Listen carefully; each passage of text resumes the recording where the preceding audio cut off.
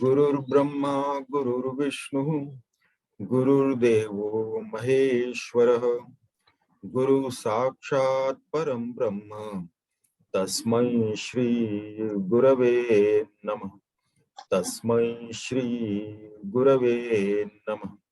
Sadashivasamarambham Shankaracharya Madhyamam Asmadacharya Paryantam Vande Guru Parampara.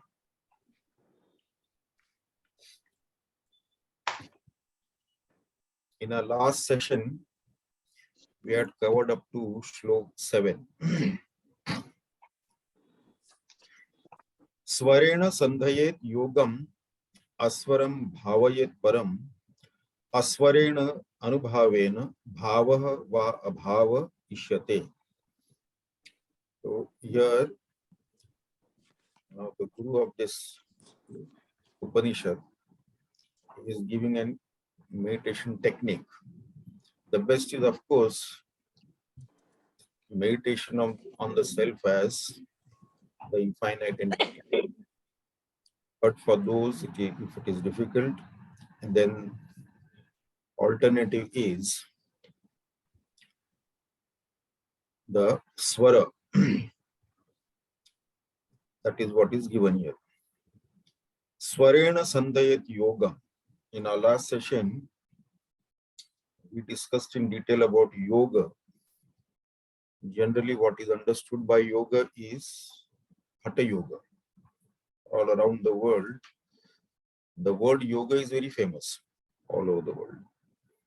But what a vast majority of the people understand by the word yoga is some twisting and turning of the body, various exercises, asanas, which is only a part of, so to say,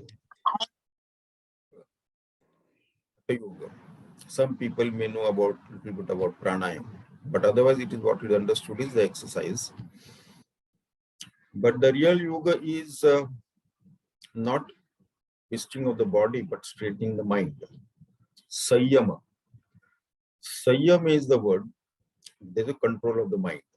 That is the real yoga. There are so many yogas are there. Bhakti Yoga, Kriya Yoga, Karma Yoga, Kundalini Yoga, Ashtanga Yoga, and so many yoga. Jnana Yoga, Jnana Yoga. So, actually, as we saw in our last session, the word yoga comes from the Sanskrit root yuj dhatu. And yuj means to unite. So, here if we have to take it, yoga is what? So, union of what? So, one can say, okay, union of the finite with the infinite.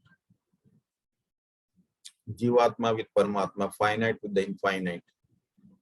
But actually, you see, this statement is also wrong. Because for union to happen, there has to be a viyoga first. For the yoga to happen, there has to be a viyoga. There was never a viyoga. So where is the question of yoga then? Because finite was always one with the infinite. Atma was always one with the Paramatma. Even this statement is not correct. Because there is no two. There is only one infinite self. At this very moment, that is what we are. So, there is no question of any viyoga. It is the same self. So here, the word yoga, then what we can take it as, it can be taken as a technique or a method or a path by which we can realize ourselves. Because the seeker has the illusion. Because of the illusion, he is in the delusion of viyoga. So that delusion of viyoga has to be taken off. So whatever technique can help us to get rid of that delusion of viyoga. So that can be called as yoga. Any method, any technique, any practice, any path that can help us to get rid of this Brahma, this illusion of the delusion called viyoga. So that has to be removed. And for that it is called as yoga. Then here the Guru Maharaj is given swara. Swarena sandayet yogam. And aswaram bhavet param. Swarena sandayet yogam. So this is now the meditation technique that is being given here is focus on swara. Now, as we saw in our last session also, swara has got different meanings in different contexts. Swara also means the musical notes. Then swara also means the sound that is used in the Vedic chanting, the lower swara, the normal swara, the higher swara, double higher swara, triple higher swara, and so on. That comes in the Vedic chanting also. Swara is also known as the vowels of the Sanskrit language. They are also known as swara. But here, swara means the sound, the symbol and the sound om. It is the symbol, it is the means and the goal, the pure self. So here the swara is om. So this swara, here it is our, now the Guru Maharaj asks us to meditate on this swara om. And om, as we saw, it is made up of these three sounds: akara, ukara, and makara. Om. Has got akara, ukara, and makara. And these three sounds represent the three states of consciousness, the waking, dream, and the deep sleep state. It also represents the gross, the subtle, and the unmanifest. So these two it represents at the individual level as well as the total level. So Swarena. Now, when Akara, Ukara, and Makara, respectively the waking, dream, and the deep sleep state, or the gross, subtle, and the causal body state. So one Omkara, the sound is there. The sound of A, sound of U, sound of Ma is there. Once that is over, and before we start chanting the second Om, in between the silence that is there, that is the abhava, that is the absence of sound. Bhava and abhava. There is an absence of sound.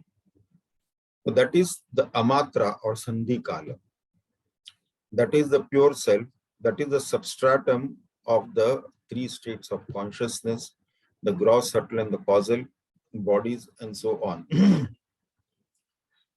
Then, in this substratum alone, the entire srishti or the creation emerges from that, is sustained on that, and merges back into it. So then the meditation technique also we briefly discussed. There is another technique also I spoke about, that is the Nada Yoga or meditation on Nada or sound, where we focus on whatever. Now we close our eyes, of course, all the visions, we do not see anything. So that is easier, but then our ears are open, so we hear a lot of sounds from outside. So that is a bigger disturbance. Once we close our eyes, then there is no problem. But once we close our eyes, the ears are open, so we hear different sounds. So then in Nada Yoga, then focus is on the sounds. We listen to whatever sounds we are listening, we pick out the subtlest of the sounds, very faint and subtle sound that is coming, and then focus on that to the exclusion of all the other sounds. And then when that sound becomes very clear to us, then search for a sound which is subtler than that. That is part of this Nada Yoga or the meditation on the sound. Then meditation also, we briefly discuss what are the steps that are needed. So the proper asana, the Siddhasana. Siddhasana for men, Siddha Yoni Asana for women. That is the best asana for meditation practice, for pranayama practice also. And I said that the asana, the seat, that also should be used only for that purpose, meditation purpose or japa sadhana, and should not be used for any other purpose. Then the place also has to be fixed. A puja room is the best place for this meditation also. And the timing also, the best time is the Sandhi Kala. Sandhi Kala is before sunrise. The sun has not risen, but it is not even dark also. Light is there, but sun has not risen. That is called as Sandhi Kala, between night and day. There are two Sandhi Kala like that. In the evening also, the sun has already set, but it is still not dark. So these two are the Sandhi Kala. So Sandhi Kala is the best time for meditation. There is a purpose, there is a reason for that. The reason is that our nostrils, both the nostrils are never free flowing together. Every 60 to 90 minutes, one or the other nostrils will be free flowing and the other one will be blocked or semi-blocked. So if the left is free flowing, right will be blocked or semi-blocked. If right is free flowing, then left will be blocked or semi-blocked. And they keep on changing every 60 to 90 minutes, they keep on changing. So what is the importance of this Sandhi Kala? According to the yogic text, briefly during the Sandhi Kala, both the nostrils are free flowing. And that is the best time. Now, what is the importance of this both the nostrils to be free flowing? Suppose our left nostril is free flowing and right is blocked or semi-blocked. Then we'll sit in meditation and then we'll sleep nicely. And then when we wake up, we may think that we were in samadhi. That is the importance. And suppose the left is blocked or semi-blocked and right is free flowing. Then what will happen? The mind will be wandering all over the place. So the thing is that if both are free flowing, then we'll not sleep also, and the mind will also not wander. And then, as some of you may know, I have explained, we have conducted some meditation classes, I suppose. In that, I have given the mudra also. There are so many mudras are there when we are sitting in meditation. Chin mudra is there, Jnana mudra, then Bhairavi mudra, Bhairava mudra. But for the beginning, this Yoni mudra is the best one. Yoni mudra is, this is the proper Yoni mudra. Simple Yoni mudra is this one. Proper Yoni mudra is this one. This mudra, the energy flow of the left and the right brain hemisphere is balanced. That is also important. Then the posture is also important. It should be steady. We should be able to sit at least for 10-15 minutes without any movement, without any aches or pains, without any numbness anywhere. With the spinal column straight, neck straight, head straight. These are all very important points in meditation. Of course, those who cannot sit in Siddhasana or Siddha Yoni Asana because of health issues or whatever may be, then they have no choice but to sit on a chair. Or some may require a support of the wall or something like that to keep the back steady, all that. That is okay. But if somebody can do it, then we have to follow the proper technique. So these are the meditation techniques that is important. And then when we practice this on Om, then we have to, then over a period of time, we can go beyond the sound and the silence when we do this Om practice. There are so many practices given in that. This is a symbol also. Om is a symbol. It is a means also. It is a goal also. It is a self also. It is the absolute truth also, beyond the symbol and the sound. and focusing on the world around us, which is constantly changing, and the unchanging substratum within us. If we see changes taking place outside, changes taking place in our own body, mind, and intellect, and as we are now well versed with this thing very clearly, to know the change, we have to be outside the field of change. So the very fact that we are witnessing the changes, not only in the outside world, but within our own body, sense organs, mind, and intellect, that means we are that unchanging substratum. So the focus should be on that unchanging substratum, which enables us to see, to experience, to know the changes taking place outside. So this we are done in our last session. Now today we begin a new shloka, Shlok 8. So now, earlier it was discussed that the meditation practice, the direct meditation is the best one, meditation on the self as the infinite truth, infinite reality. Or then the easier one is Swara, or focus on the Om. Now here, if infinite truth we are talking about, then what is the nature of that infinite truth? That absolute truth. What is that reality which can be realized? And when we realize that, then everything else disappears. Then that alone remains. So a clarification is given here in verse 8.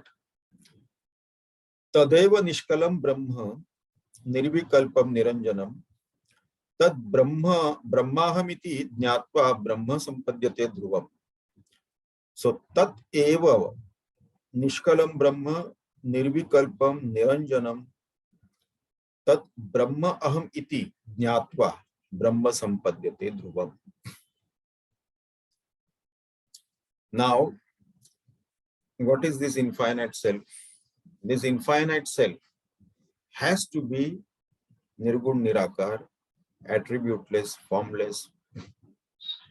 So it can't even be named.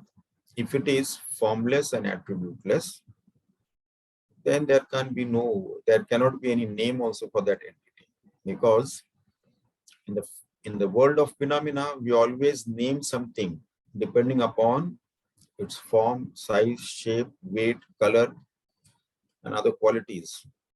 But an entity which has got no form and no qualities, it can't even be named. So, and moreover, it is beyond thoughts, beyond vrittis. So it can't be described also. So it can only be indicated, pointed. Some pointers can be given, it can be indicated. And the techniques is, different techniques are given in the Shastras. One of the technique is neti neti, means negating what it is not. Okay, what it is cannot be described in words, cannot be put into thoughts. It is formless. There are no means of knowledge through which it can be known like that. So forget about that. So at least what it is not, that can be very well understood by the known means of knowledge. The neti neti. So not this, not this. So infinite, brahatvat Brahma. Brahatvat Brahma, that is infinite. That is, what is brahatvat? Infinite. Our mind has also got limitations. So whatever our mind can think of that entity, it is beyond that. Because we are thinking. So it is still thought-based. So it has to be beyond that. Now here, tad eva nishkalam. Nishkalam means partless. There are no parts to that. So our gross body, as well as the gross world around us made up of parts. Gross body is also made up of parts. And therefore, whatever is made up of several parts, it is subject to modification. It is vikari and subject to modification. It will keep on changing. But self, or the absolute truth, is one entity, one non-dual entity. One can say homogeneous, partless, indivisible, non-dual.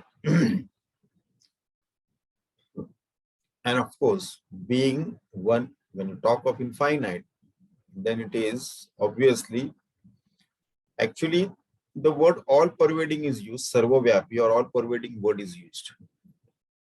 But to use such a word is also not correct, because as regards the pure self is concerned, that alone exists. Other than that, nothing exists. If there are two things existing, one is limited in pervasiveness, the other is more pervasive, then comparatively we can say space is the most pervasive compared to all the other four elements. So there is a comparison. Here it is one non-dual reality. So even saying that all pervasive, all pervading, that is also not correct though. So this is Nishkala. There are no differences, no divisions in that, no parts in that, nothing. Then we have Nirvikalpam. Nirvikalpam means the Vyashti and the Samashti, subtle body. Now the first one was Nishkalam. Nishkalam was in the with reference to the gross body, gross world, gross body. Now this Nirvikalpam, it is with reference to the individual and the total subtle body. The subtle bodies are all made up of thoughts alone. So Samashti and Vyashti, Sukshma Sharira, subtle body, they are all thoughts. And self is thought free. So because the self is thought free and subtle body, especially the mind and intellect, made up of thoughts, so therefore it cannot be, the subtle body cannot be the self. Then Niranjanam. Guru Maharaj uses this word Niranjan.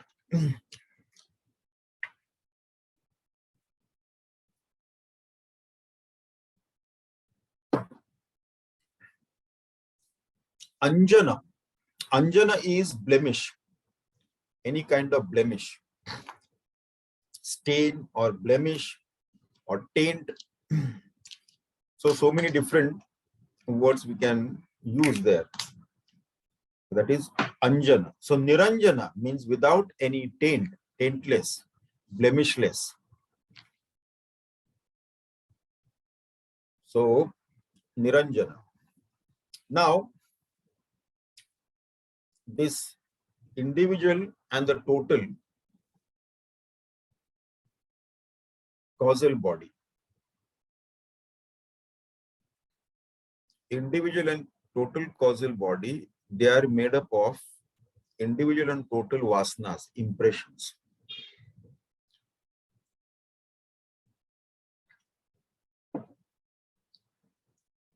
So individual and total vasanas are impressions. Causal body is the cause of the subtle and the gross body.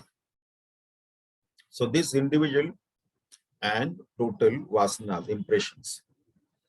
Now, there are several words used frequently in the scriptures. Maya, avidya or ajnana. Then, of course, vasana. They are actually synonymous. Maya is also ignorance, we can call it. Avidya also, vasana also is ignorance. So this causal body is ignorance. The causal body is ignorance, and therefore this blemish of ignorance is not there. So it has got this anjan of ignorance.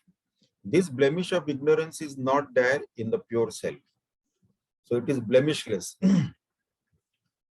So that ajnanta is a blemish. So that is not there in the self. It is without that.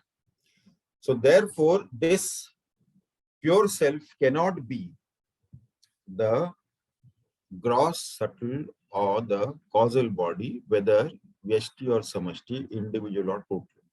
It is beyond that. It is a substratum of all the three.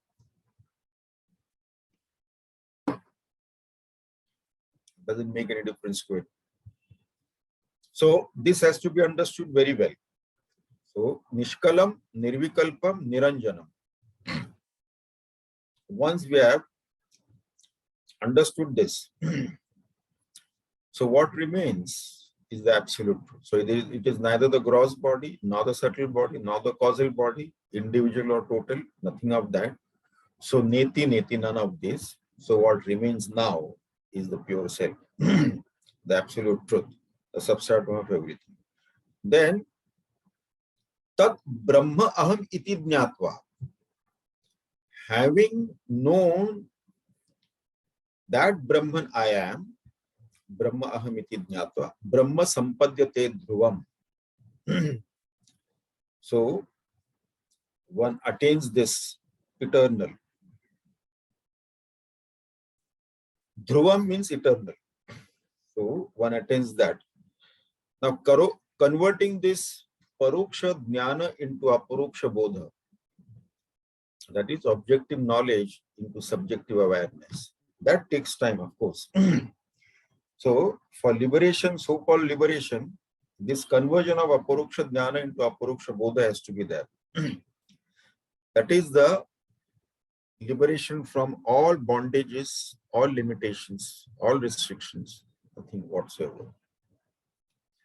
Now, having said that, we move on to the next shloka. Can the truth be proved logically? If not, is not the truth illogical? So now, Guru Maharaj says in the 9th verse, Nirvikalpam anantam cha hetu drishtanta varjitam aprameyam anadim cha yajnatva muchyate buddha. Nirvikalpam anantam cha hetu drishtanta varjitam aprameyam anadim cha yat jnatva muchyate buddha.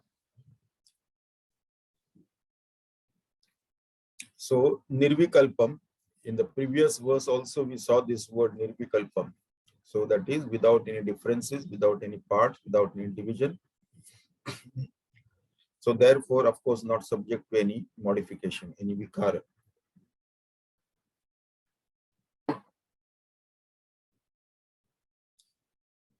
So one entity alone, indivisible.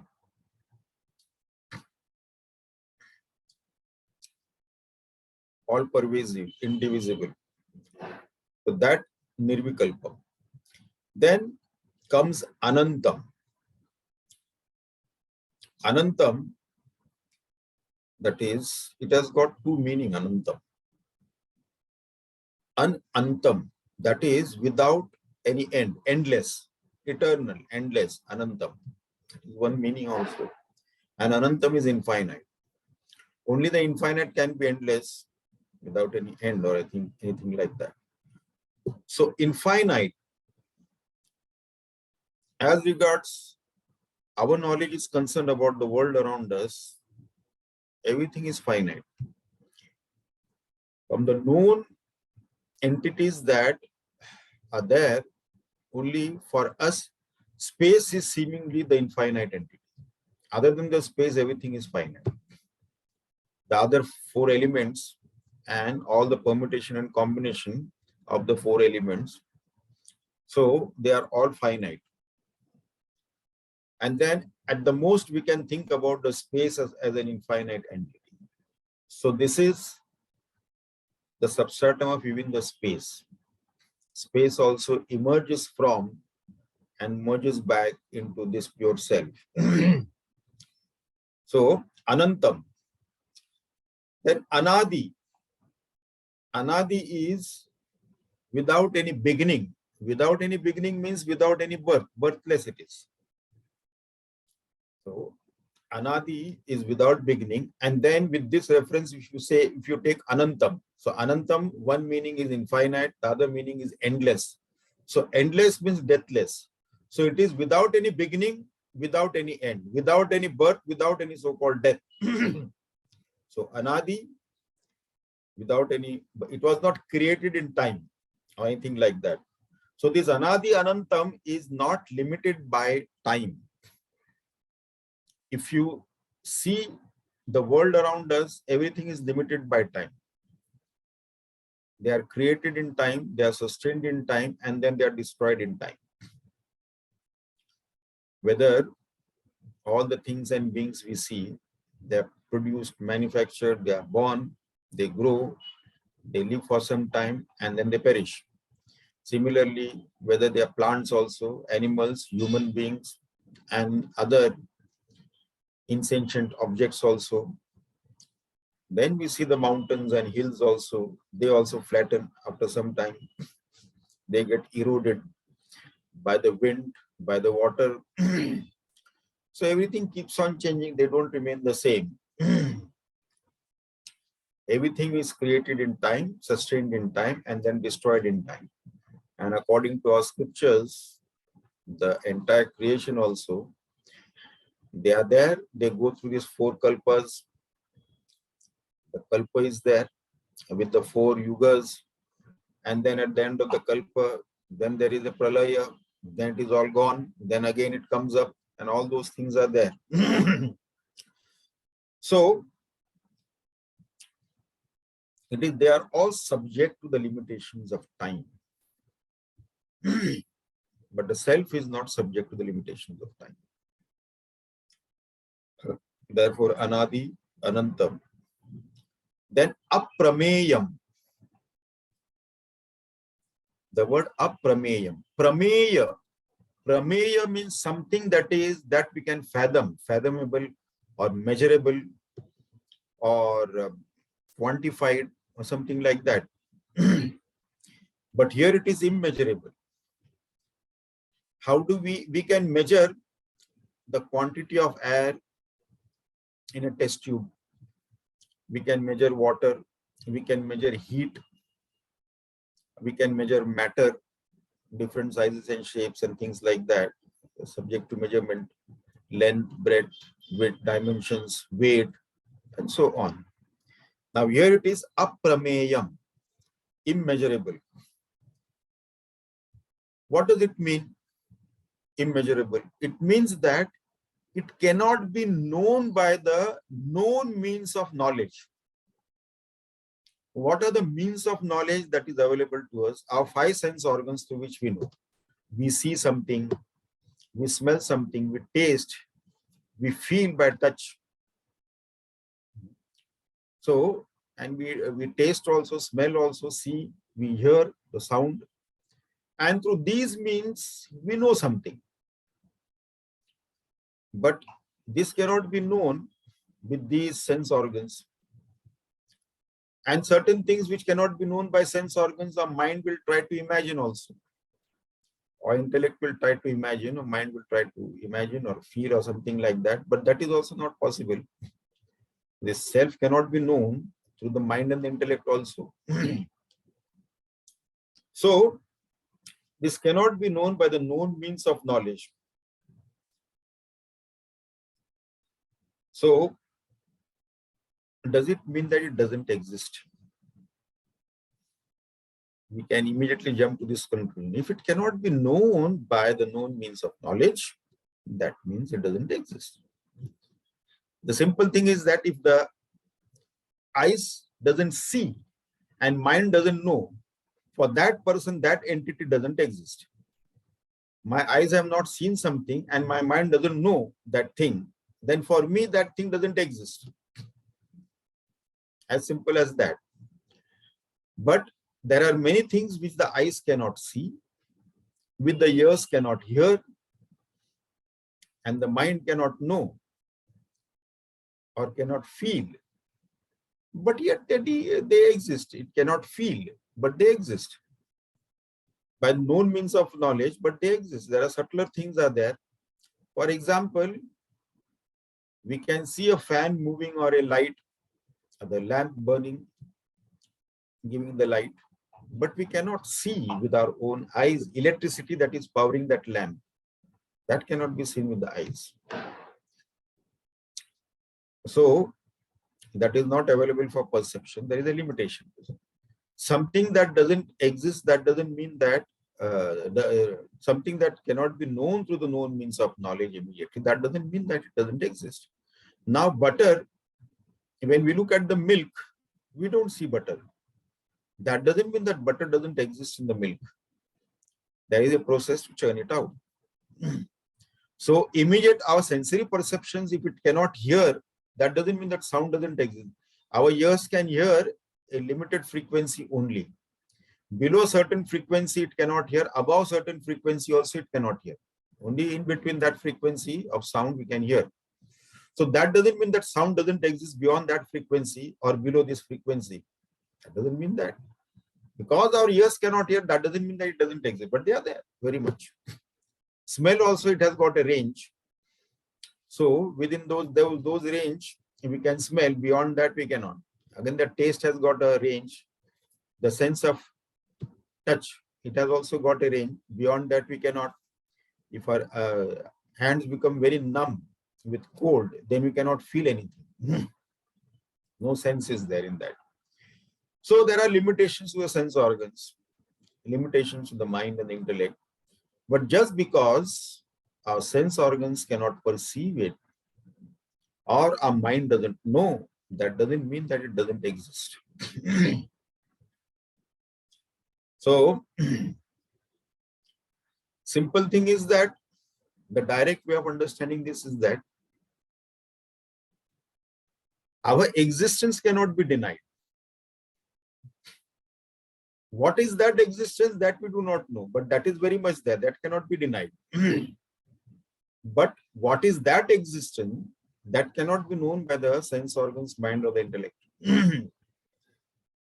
So, aprameyam, immeasurable. Absolutely no way that it can be known through the known means of knowledge. Aprameyam. Then, hetu varjitam. Hetu varjitam. Hetu means it is beyond logic.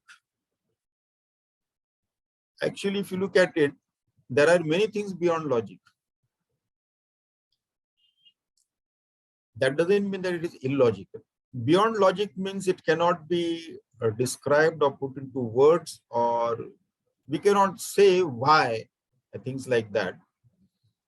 So we'll take a few examples of beyond logic. Somebody may like a painting very much, for example. So somebody else also looks at the same painting and he's not fascinated by that painting. There is a painting. There is no question of any likes or dislikes. So one person likes that painting very much. Another person also sees the same painting and he's not excited about that painting. There is a painting. Now, why one person likes it, another person is neutral to it? There is no logic to that. So somebody may like a particular fruit or a particular vegetable. Somebody is neutral to that. Somebody may dislike it. There is no logic for that. So why they like it and why they don't like it, there is no logic as such. They may come up with that, but the vegetable is same or the fruit is same.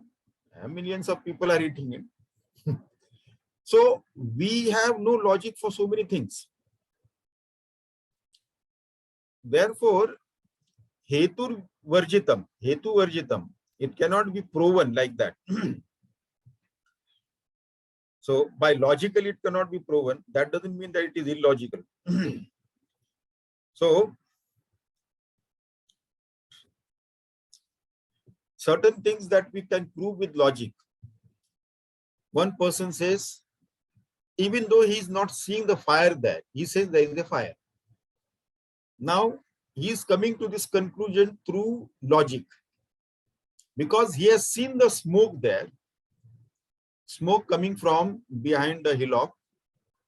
So he has not seen the fire, but he has seen the smoke. So now he applies his logic. So if there is a smoke, there has to be fire. Without fire, there cannot be smoke. So this is the logic he applies. So here, of course, it cannot be proved logically.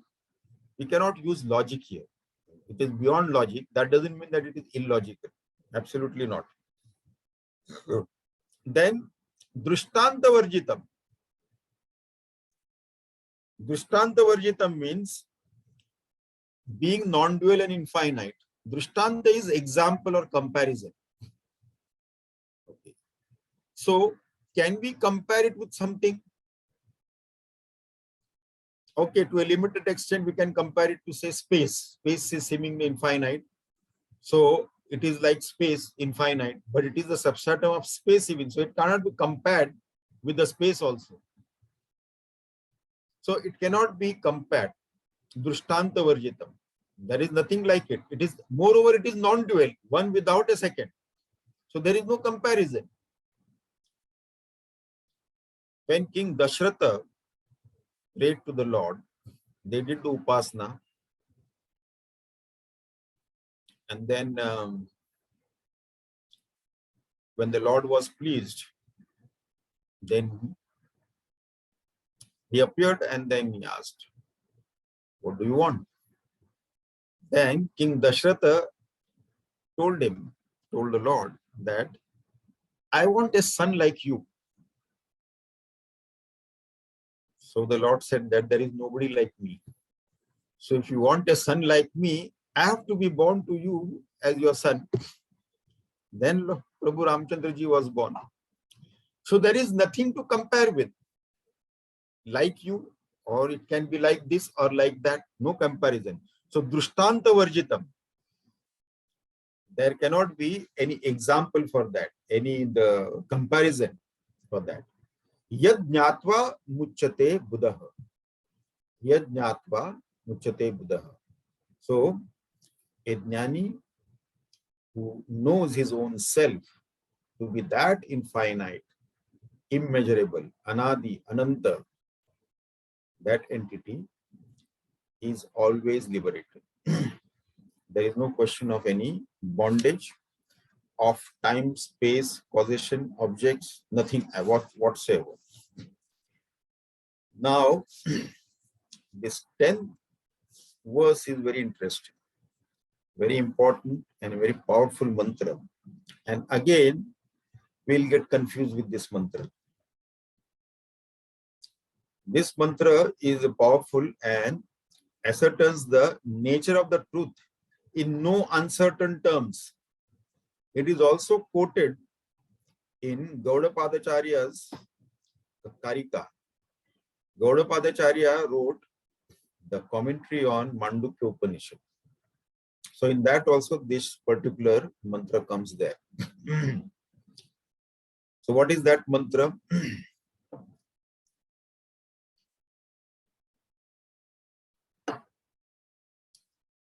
Na nirodho, na chotpattihi, na baddho, na cha sadakah, na mumukshur, na vaimuktaha, ityesha paramarthatah.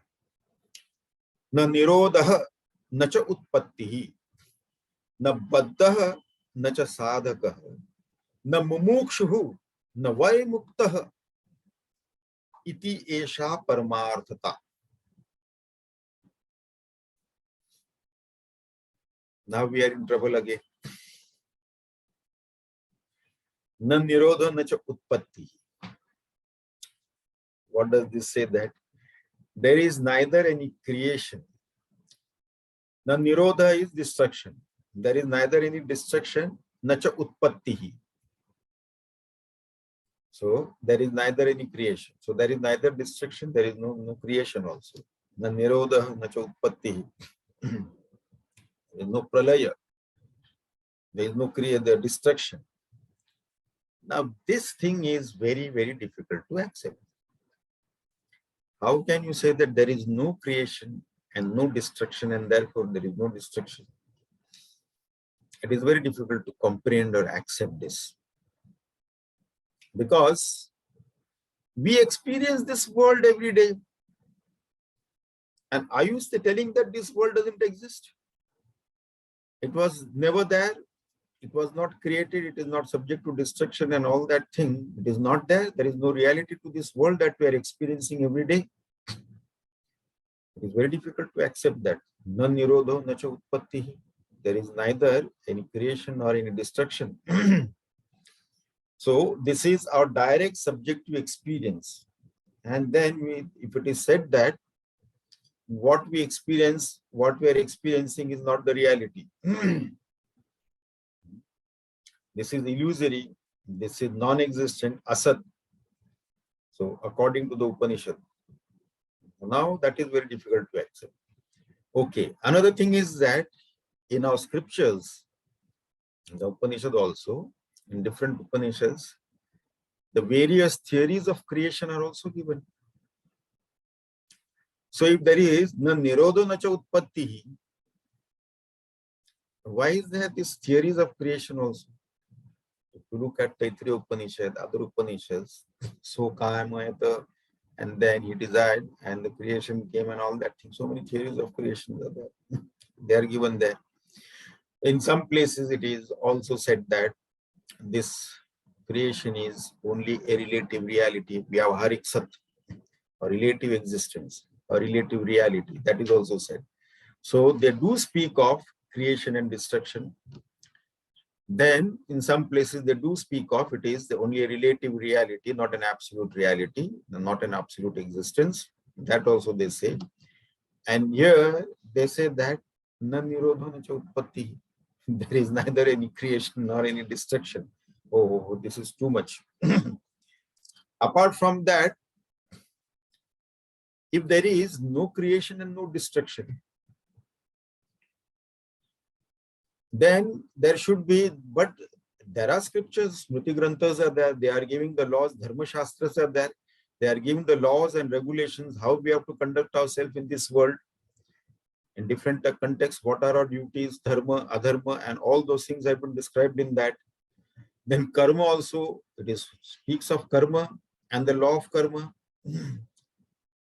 So it gives fruits, results. Any action will give results, and that we have to experience, whether good or bad, whatever it is. So what are all these things? So it gives explanation for our experiences and all that thing. So many things are there. Now, why there is such a contradiction and such confusion, which gives rise to confusion? When there are contradictions, then it gives rise to confusion. We have seen one contradiction earlier. Na chintya, na cha achintya, na chintayet, chintyameva. So we have seen that. Now here, na nirodho na cha utpattihi. And we have heard so many theories of creation in various texts of our scriptures. In Upanishad itself it has come. And the various rules and regulations and dharma shastras and law of karma and all that thing. In our ignorance, we are experiencing something which is relative, and at the moment we are ignorant about the reality. So whatever experiences that we are undergoing now, some plausible explanation has to be given. So until the sadhaka, until the disciple, the shishya, he realizes the truth. So the shishya has to be kept entertained by Guru Maharaj. Shishya has got so many questions about his experiences of this world. So Guru Maharaj has to keep him entertained, because the questions will not end until he realizes the truth. So whatever experiences that we are undergoing, there has to be some explanation for that. For example, we see so many disparities in this world. Somebody is born in a slum, somebody is born in the palace, somebody is very wealthy, somebody is poor, somebody is very beautiful, somebody is ugly, somebody is physically healthy and fit, somebody has got so many health issues, somebody is born blind, or disabled. Now, the seeker can ask, who decides? What decides?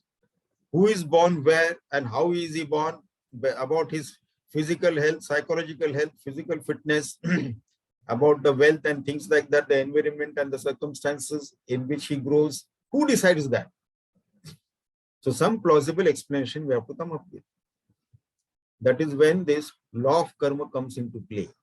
Law of karma and the results of those karmas and according to the fruits of those karmas, then a person experiences, whether positive or negative, sukha or dukkha, the experiences goes, his circumstances, his conditions, all those things, they are determined by that. Because we cannot blame God if God has created, say, God has created everyone.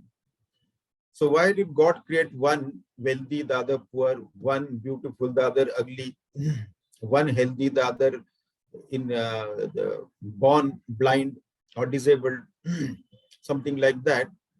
So if God is partial, then he is no God. He has made like that somebody and somebody like that. Sometimes people belonging to other religions who don't accept the principle of reincarnation or law of karma, they said that no, actually, those who are born like that in slums or in poor families or disabled and things like that, the Lord has created them for the test for those who are wealthy, those who are healthy, and all those things. It is a test for that. Some people give that kind of explanation from other religions. But then, if Lord wants to test those fellows, why should he create me in this condition? So there is no reason for that. Why should he punish me? What have I done? To test others who are healthy and wealthy, why should he create me disabled? That is not acceptable. So this kind of argument doesn't go. The thing is that then the law of karma comes, and it is our own karma phala that we experience. So some plausible reason has to be given to the seeker until he realizes the truth, because he has got 1,001 questions going on in his mind. So he will keep on asking his Guru Maharaj, and then he has to keep him entertained until he realizes the self. So therefore, these explanations are given about the creation, about the destruction, about the law of karma, about dharma, adharma, karma phala, and why somebody is having a good life, somebody is having a bad life, why somebody is suffering, somebody is enjoying, and all those things. So these, some explanation has to be given. So the Shastras will come up with that. So as long as it all depends upon from what standpoint, who is talking from what standpoint. As regards we are concerned, as a dreamer, when we are in the dream world, that dream world is absolutely real to us as the waking world is. When we are in the dream world as a dreamer and having the dream experience, while we are undergoing that experience, we do not say, it is just a dream, I should not take it seriously. No. As a dreamer in the dream world undergoing the dream experience, that experience is as much real to us as the waking world experience is real to us. From the dreamer's standpoint, the dream world is real. Only when the dreamer wakes up into the waking plane of consciousness, then he calls the dream as an illusion. From what standpoint is it is an illusion? From the waker's standpoint, the dream world is an illusion. Not from the dreamer's standpoint. From the dreamer's standpoint, dream world is real. Waker's standpoint, the dream world is an illusion. So what standpoint we are taking? That is very important, you see. So here, this is the important factor which we fail to understand. And therefore, we have to look at what standpoint we are talking from. Similarly, from the standpoint of the absolutes, that absolute only exists. As regards water is concerned, water alone exists. There is no bubbles, there are no waves, there are no surf, nothing. Water alone exists. Snow, ice, nothing like that. It is water alone exists. As regards water is concerned, only water exists. All the other things, they appear like that and they disappear. Thousands and thousands of waves appear and disappear also. As regards water is concerned, I alone exist. Maybe small or big waves appear, millions of waves may appear and disappear, it doesn't matter. As far as water is concerned, from water standpoint, water alone exists. Millions of waves have got no nothing to do with that. As regards water is concerned, it doesn't exist for it. Similarly, from the absolute standpoint, if you look at it, then this doesn't exist. All these explanations, all the creation, theory of creation and destruction and pralaya and everything is from the standpoint of relative existence, standpoint of our own ignorance. Then all the explanation has to be given. So from the absolute existence, from the standpoint of absolute existence, this doesn't exist. So this absolute truth alone exists. Nothing else exists. And this absolute truth is not a belief or an what we call opinion or a belief. That is a fact that cannot be changed. It is not an opinion, belief, or mata they say, or vada or something like that. It is a fact.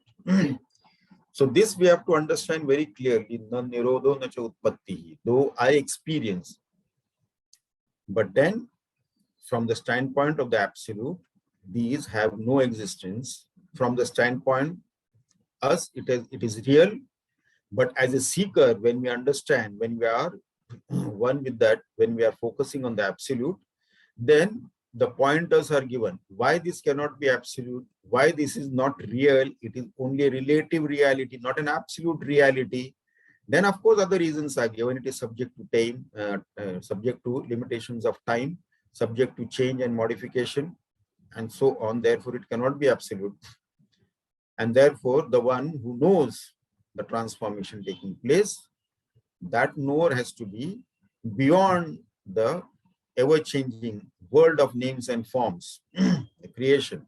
So many stars are born, so many stars are destroyed, so many planets are there, so many planets are destroyed. There are so many cosmoses. Every day, every moment, so many things are happening in the entire cosmos. Ananta Koti Brahmanda. Keep on changing everything like that. So one has to understand it in that way. Then, na sadhaka. There is neither any sadhana, sadhaka. That is sadhya. Now here, sadhaka is the seeker and sadhana is the means to attain that goal. Sadhaka is the seeker who is seeking something. That something is sadhya, and sadhana is the means to attain that sadhya. So sadhaka, sadhana and sadhya. So here, sadhaka and sadhana. Sadhana is possible. There has to be a seeker, and seeker is born only when there is something to seek. If I have nothing to seek, I am not a seeker then. If I have something to seek, then I am a seeker. So when do I become a sadhaka? When there is something sadhya that I have to attain, then I become sadhaka. Then I have to use the means to attain that sadhya. Then I do sadhana to attain that sadhya. Now, if I don't have any sadhya, then I am not a sadhaka also, and there is no need of any sadhana also. So this one, na sadhaka. There is sadhaka, sadhana means it is not possible. There is nothing to attain. So what is this attainment also? Attainment is something which I don't have now. That is, it is in time and in distance away from me. At the moment, it is not there. or it is at a distance, not with me, maybe 100 kilometers away, 500 kilometers away, whatever it is. It is at a distance, in time, in space. So then I have to attain, then I have to apply the means, the sadhana to attain that. But then this absolute truth is ever available, nitya prapta. So for that which is nitya prapta, there is no question of getting it, attaining it. So neither in this distance or in time, it is not away from us. So it is only, we do sadhana when we lack something. If we want something, maybe we require money to buy that, we have to do some work, something like that. But if you do not need anything, or that which we are seeking, which is already available to us, then there is no sadhana and there is no sadhya also. There is no question of that. It is always there. So there is no sadhya, then there is no sadhaka and there is no sadhana also. Self is always nitya prapta. So na baddha, na mumukshuhu, na vai muktaha. Na baddha, na mumukshu, na vai muktaha. Now here, there is nobody bound. If there is nobody bound, then there will be no seeker also, seeking liberation, mumukshu. And muktaha. And therefore, it logically comes to this conclusion that there is nobody liberated. Because in the first place, there is nobody bound. When nobody is bound, where is the somebody who is seeking liberation? Na baddha, na mumukshu, na muktaha. And therefore, there cannot be anybody liberated. Because there is first thing, there is nobody bound itself. So bondage and liberation, they are again pairs of opposites, like dharma, adharma, hinsa, ahimsa, pap, punya, janma, mrityu. So these are again pairs of opposites, bound and liberated. So when there is no bondage, there is no question of any liberation then. And therefore, there will be nobody seeking liberation also. So it is like this ropeless time. This example I may have given several times, ropeless time. As one fellow was taking a few of his donkeys to the market to sell. So at the nightfall, he thought he'll take rest in some wayside lodge. So then he was tying the donkeys to the tree, and he discovered that he had less rope because he didn't have enough rope to tie one donkey. All the others he tied, and one donkey was without a rope to tie. So the lodge owner was observing him. Then lodge owner suggested to him that it doesn't matter if you don't have the rope, just make the action of tying that donkey to the tree. So he made just an action to tie that donkey. And then he came and stayed overnight in that lodge. He was, in the morning when he woke up, he was a little apprehensive. I hope that the donkey which I didn't tie with the rope is still there. So then when he got out of the lodge, he saw all the donkeys are there. Even the one which was not tied with the rope, that donkey was also there. So he was very happy. And then he went to untie the other donkeys which were tied by the rope. So they started moving, but the one who was not tied by the rope, he was not getting up from there. So he was just sitting there. So then again the lodge owner told him that now you make the action of untying that donkey. So he made the action and the donkey got up. So this is all a ropeless tying and untying. So one who has realized this infinite self has actually no notion of bondage or liberation. In the absolute self itself, there is no notion of bondage or liberation. And the one who has realized also, there is no notion of any bondage or liberation. we seek only that which we lack. So one whose essential nature itself is of infinite bliss. Why is the question of attaining or getting happiness or getting rid of sorrow? Because as far as that entity is concerned, there is no such thing as was sorrow and the ephemeral joys of pleasure or this or that, like nothing like that. So as regards that entity is concerned, nothing like that. There have been great realized masters whose circumstances were not good. But did they suffer because of that? No. They were reveling in that infinite bliss, and it didn't matter to them.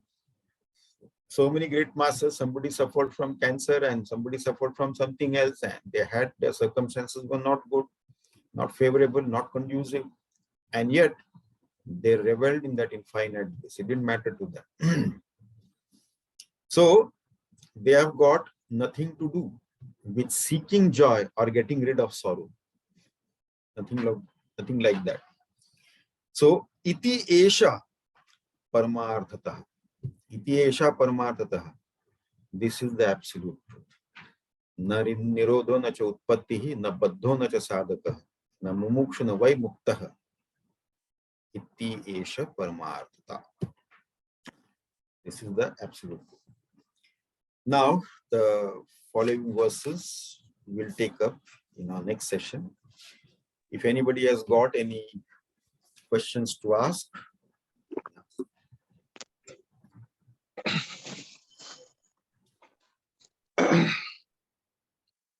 Anybody wants to ask the question?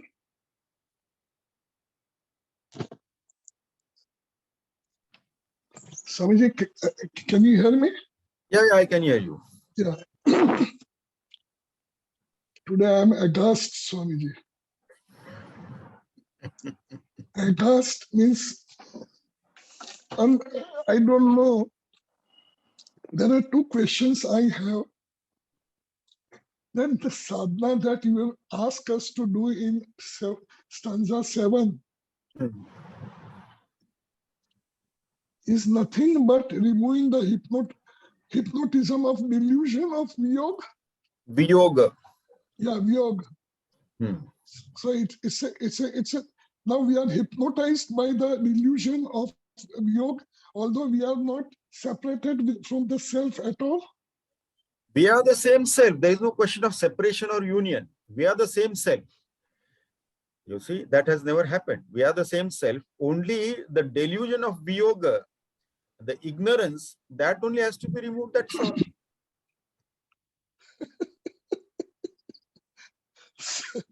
Swamiji, this delusion is so strong, so gun means gross, Swamiji, that even if you throw light, it doesn't reach the other end of this gross delusion, you know. There is a light at the end of the tunnel always, as regards the absolute truth is concerned. Swamiji, we cannot see the other side.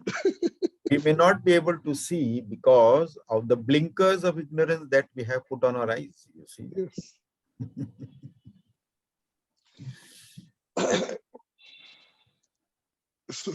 Second question is, Swamiji, in the previous stanza you mentioned about the self, number of things you mentioned, non-dual and so forth. So ultimately the causeless cause we were talking about. Now this causeless cause is this self. I would like you to speak something about, say something on this causeless cause. How come this self has come into existence? And that when we, suppose tomorrow we become realized, the one who wants to know will not exist, isn't it? Yeah. Who is the one who wants to know? Ignorance. It is the ego. It is the ego. Isn't it? Ego wants to know. Ego has got no existence as it is. If you inquire, then it will disappear. So, I mean, you mean to say causeless cause or the self? It's a mystery, Swamiji. How can it? Yes, because who wants to know? Who is the one who is seeking to know? It is the ego. Once in the realization the ego get dissolved, ego was not existing. And that ego I came from where?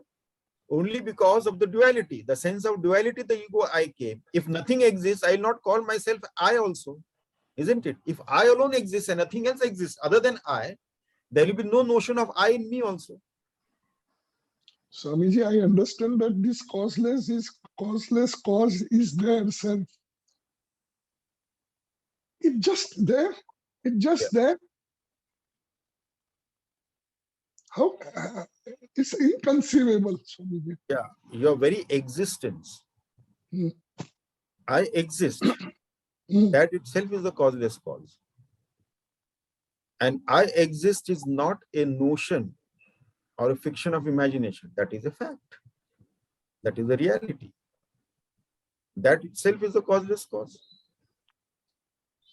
Our own existence. Hmm.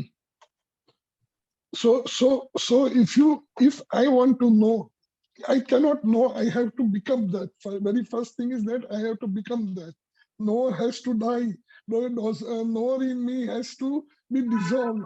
But There is, in the ultimate, there is no triputi of knowledge. Knower, known knowledge is not there. Only pure awareness exists. There is no knower and there is no known. Only knowledge or other, the awareness, pure awareness, that alone exists. For every other thing, there is a knower, there is a known, and there is a knowledge about that entity. But as regards the self is concerned, the knower and known get dissolved, and what remains is pure awareness in that non-dual self.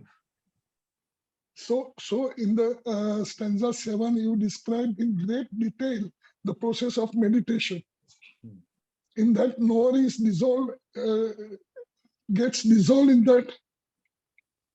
Yes, because the focus is now the knower is I am. When we look at the world which is continuously changing, our own body, mind, intellect is continuously changing, but the knower is unchanging, and that is what I am. So the focus shifts from the changing entity towards the unchanging self, which enables me to know. And then once the mind gets dissolved in that, because mind is the one which creates duality. In the absence of the mind, there is no sense of duality, as in the deep sleep state, in Sushupti Avastha, deep sleep state, the mind is absent, temporarily absent, dormant, and therefore there is no sense of duality. There is no sense of space also, nothing, no sense of time also. So only when the mind intellect becomes active, then the sense of duality is there, sense of space is there, sense of time is there, and sense of everything else is there. This is what it is. So as it is the Sushupti Avastha, it is very close to the Sushupti Avastha, the absolute self, being in that pure awareness. It is like being in Sushupti Avastha. Only thing is that was in ignorance, this is in full awareness. And all the other experiences or the other things where there is non-duality, there is no notion of time or space, nothing else is there, but in full awareness. In deep sleep state, it was in ignorance, here in full awareness. So Swamiji, the meditation during the Sandhikal which you have suggested does not require any preliminary, maybe little bit of pranayam here and there, and straight away you that you enter into the contemplation, and then savikalpa samadhi type, what we discuss in Drag Drashya Vivek, and then that is the only thing which is required. Otherwise, no other preliminary required. No, nothing is required. The thing is that the most important thing is that making a mind single pointed. That is the most difficult part. Once we are able to withdraw the mind from the external world, make it single pointed, then the other part is easier. Just controlling the mind, withdrawing from the external world, and focusing it on one purpose. one entity, that withdrawal and the control of the mind, making it single pointed, there are many techniques given for that. So before, suppose somebody is not familiar with all those things, or somebody's mind is not very single pointed, or there are too many distractions going on inside the mind, then they need to practice these practices. Like Jyoti Trataka is there, pranayam practice is there, and preliminary techniques in the dharana abhyas in Ashtanga Yoga to focus the mind. So when the mind is single pointed and focused, that is the important thing. And then the other part becomes easier.